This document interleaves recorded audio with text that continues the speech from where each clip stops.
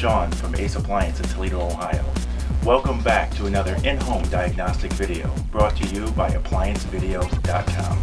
Okay, go ahead. Alright, the tools you'll need to complete this repair are a shop vac, which is not pictured, a 3/8 inch nut driver or a bit in my drill like I have, hose clamp pliers, channel locks, and a painter's tool. Okay, we're here on a Hotpoint top load washer. The complaint is that it won't drain or spin. So what I'm going to do is I'm just going to verify operation of the machine. There's currently water in there, about half the tub. I'm just going to pull out the knob in an agitation cycle and see if we have any. We can hear it agitate, so we know that there's at least electricity to the machine. I'm going to put it to the drain and spin cycle, pull out the knob, and I just hear a hum. So I'm going to go ahead and pop off the front panel. To do that, we have the two hidden tabs that I use my painter's tool to access. So we'll pop those. Our front panel will come off. Move it to the side here. Alright, and in here is where our pump is. It's right down here. So we have our pump down here. I have my AC voltage tester. What I'm going to do is just put it by the wires, pull the knob out. Okay, and we can verify that we have there's power going through here, but nothing coming through here. So it appears that we have a damaged pump, which would prevent the water from draining out and also prevent the unit from spinning. Alright, so we're going to replace the pump. First thing I'll do is I'm just going to disconnect the power, and sometimes these can be on there rather tight. I got my channel locks just to help me get these off. We got the power source out of the way.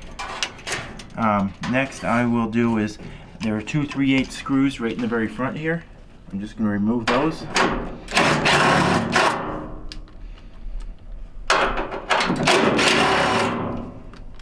So we got that out, and what that's going to do is allow me to be able to move the pump just a little bit. You can't move it a lot more, but it makes it a little bit easier to reach just by bringing it that much farther. We have our hose back here for our pump to tub here, and I'm going to use my hose clamp pliers to try to minimize the amount of water that will leak out when I go to change the pump. So that's why I'm going to put this on the hose now.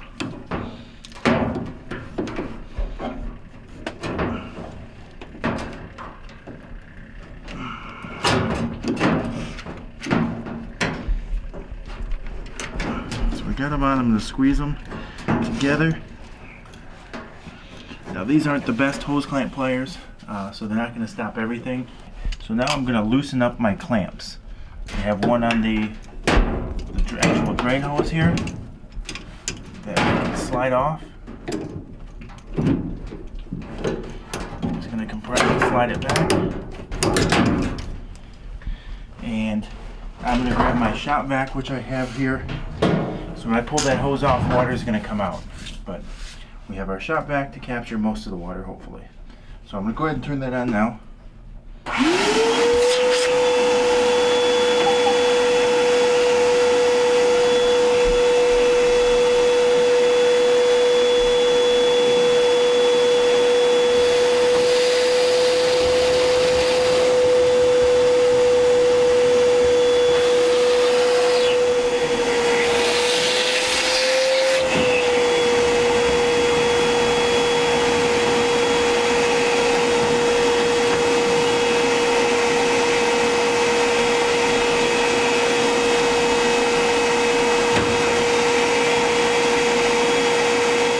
There, we got to put on our last clamp. I got our we'll say difficult clamp on right now.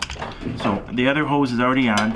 So I'm just going to line that up there, and then if I can get my pliers on here, they don't give you a lot of room.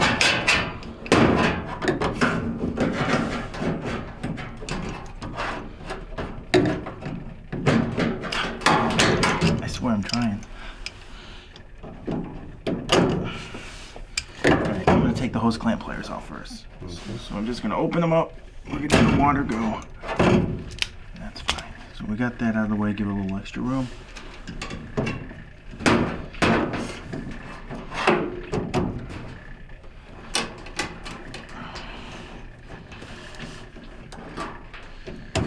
That's on. I'm going to hook up our wiring, And I'm still gonna leave it unmounted with the 2 3/8 screws in case I have a leak and I have to make an adjustment to a clamp. So now I'm gonna turn it on. I can hear the water draining out. And I'm just gonna monitor it for leaks in any way. So like I said, since it's loose, I can pick it up and I can actually see around the whole pump. Everything appears to be good right now. So now we're gonna mount our pump.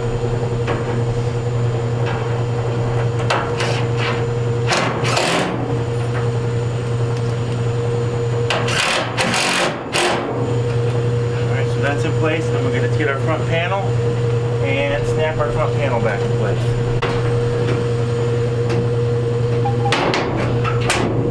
And just like that. Thank you for watching another quality in-home diagnostic video brought to you by ApplianceVideo.com.